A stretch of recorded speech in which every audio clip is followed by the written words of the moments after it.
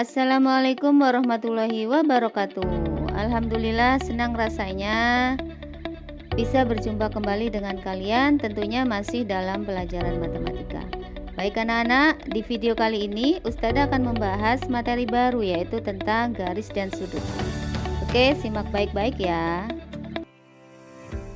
Baik anak-anak, di video kali ini saya akan membahas materi baru, yaitu tentang garis dan sudut. Nah, di video part 1 ini yang akan saya bahas yaitu pengertian dan konsep sudut. Pengertian dari sudut adalah pertemuan dua garis pada satu titik dan dinotasikan dengan ini notasi sudutnya. Kemudian dan di sini ada gambar sudut, ada huruf A, B, dan C. Huruf B ini disebut sebagai titik sudut. Jadi titik sudut itu merupakan titik perpotongan kedua kaki sudut. Jadi titik sudut ini merupakan perpotongan antara kaki sudut A dan B. Nah, yang diarsir ini disebut sebagai daerah sudut. Jadi A dan C ini merupakan garis sinar yang membentuk sudut tersebut.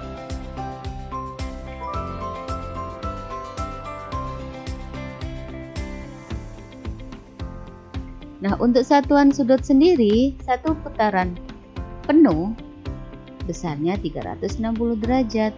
Berarti kalau kita cari setengah putaran penuh berarti 180 derajat. Atau ini disebut sebagai sudut lurus. Kemudian untuk seperempat putaran penuh yaitu besarnya 90 derajat. Nah, sudut ini disebut juga sebagai sudut segitiga. Nah, hubungan antara derajat, menit, dan detik. Nah, di sini 1 derajat itu sama dengan 60 menit atau dituliskan seperti ini. Jadi menit itu disimbolkan tanda petik 1 ya. Kemudian 1 menit itu sama dengan 60 detik. Nah, kalau sedangkan detik itu tanda petik 2. Sedangkan 1 derajat sendiri itu sama dengan 3600 detik.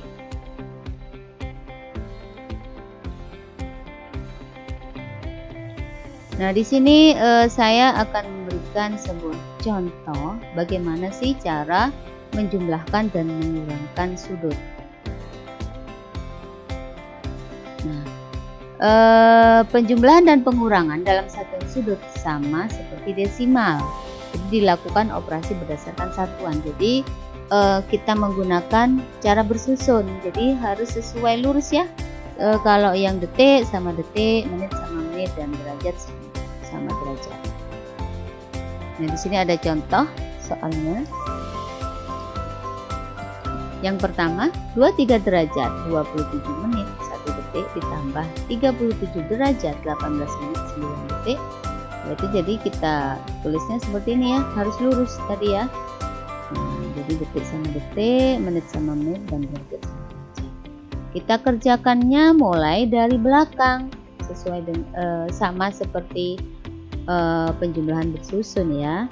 Jadi kita kerjakan dulu yang detik, 1 detik ditambah 9 detik sama dengan 10 detik. Sedangkan menitnya kemudian 27 menit ditambah 18 menit. Kemudian derajatnya yang terakhir. Nah, hasilnya adalah 60 derajat 45 menit 10 detik. Kemudian di soal yang kedua, 32 derajat 32 menit 15 detik ditambah 27 derajat 29 menit 15 detik. Sama caranya ya, kita susun lagi. Nah, yang detik adalah 65, kemudian yang menit 61, derajatnya 59. Nah, ini kita sederhanakan dulu ya. Nah, kita lihat dulu detiknya itu 65, berarti kelebihan 60 ya. Maka 60 detiknya ini kita ubah menjadi 1 menit. Nah, jadi 60 kita ambil jadikan 1 menit. Maka berubah menjadi menitnya bertambah ya, jadi 62 menit. Sedangkan detiknya menjadi 5 detik. Nah, selanjutnya kita lihat lagi di menit. Nah, di menit itu ada 62 menit, maka yang 60 ini kita ubah menjadi 1 derajat. Jadi derajatnya bertambah. Nah, jadi hasil terakhirnya adalah 60 derajat, 2 menit dan 5 detik. Mudah kan? Oke, selanjutnya untuk pengurangan. Di sini ada 23 derajat, 27 menit, 12 detik dikurangi 15 derajat, 18 menit, 5 detik. Maka sama ya caranya bersusun.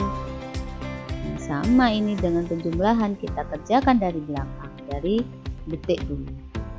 12 kurangi 5, 7 detik, 27 dikurangi 18, 9 menit.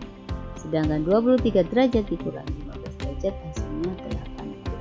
Maka hasil akhirnya adalah 8 derajat, 9 menit, 7 detik. Mudah kan ya? Pun sama, ketika nanti yang dikurangi itu lebih kecil detiknya, maka kita pinjam 1 di satuan menitnya, kita ubah menjadi detik. Paham ya? Oke, selanjutnya adalah notasi dan nama sudut.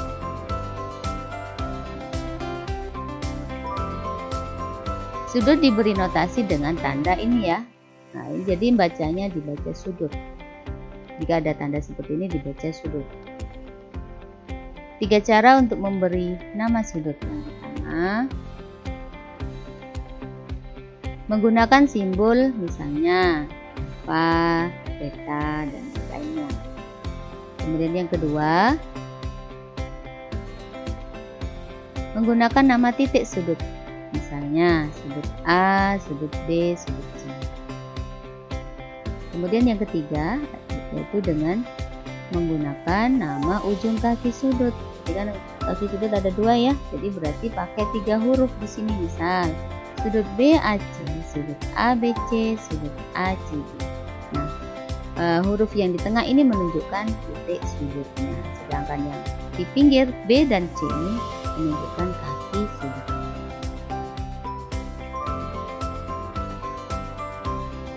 Selanjutnya jenis-jenis sudut. Nah, di sini ada beberapa jenis-jenis sudut. Nah, ini ada gambarnya. Yang pertama sudut lancip.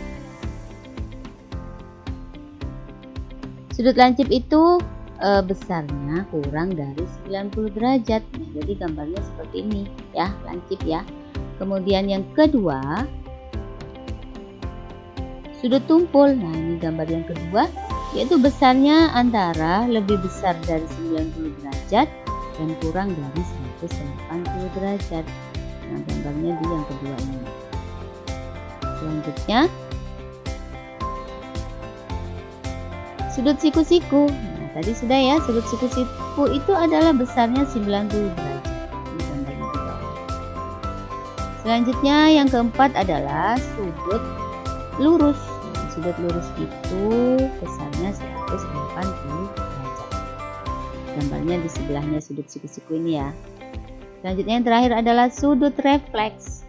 Sudut refleks ini besarnya antara 180 derajat sampai 360 derajat. Jadi lebih besar dari 180 derajat dan kurang dari 360 derajat.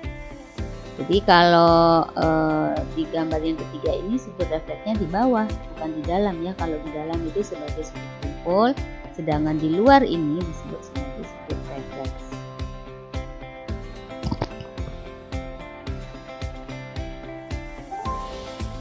Nah, di sini yang terakhir adalah hubungan antara sudut. Bagaimana sih hubungan antara sudut?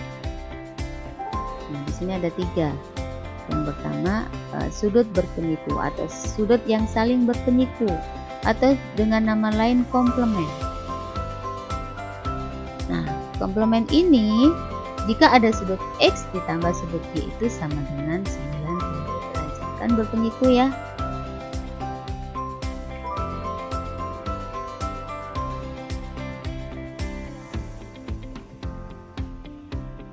Jadi ini gambarnya, sudut X ditambah sudut Y itu saling berpeniku atau jumlahnya 90 derajat. Kemudian yang kedua, sudut berpelurus atau sudut yang saling berpelurus atau dengan nama lain suplemen.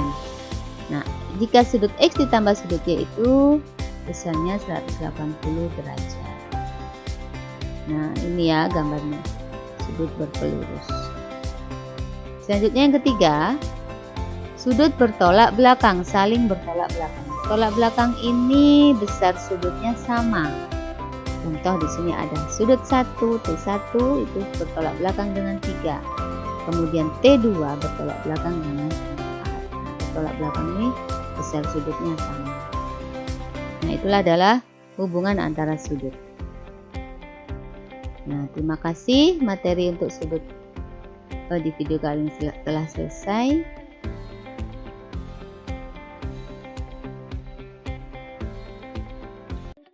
Alhamdulillah, materi di video kali ini telah selesai. Semoga apa yang sudah saya sampaikan bisa kalian pahami dengan baik. Oke, kita ketemu di video selanjutnya. Wassalamualaikum warahmatullahi wabarakatuh.